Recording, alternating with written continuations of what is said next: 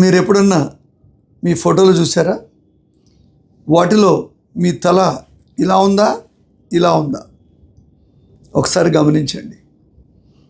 ఎందుకంటే కాన్స్టెంట్గా తల ఇలా ఉండడం అనేది మీ వెన్నెముకని ఒకవైపుకి బెండ్ చేయటమే.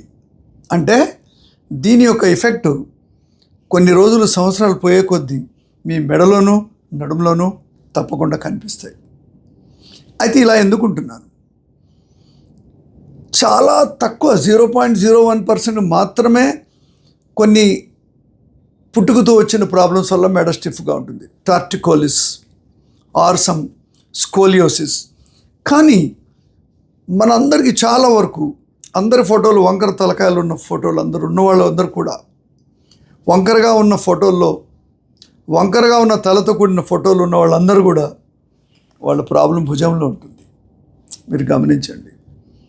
మీరు దీన్ని ఇలా లేపాలా, ఇలా జరిగి ఇలా లేవాలా అంటే దీనికి మెడకి సంబంధం ఉండకూడదు.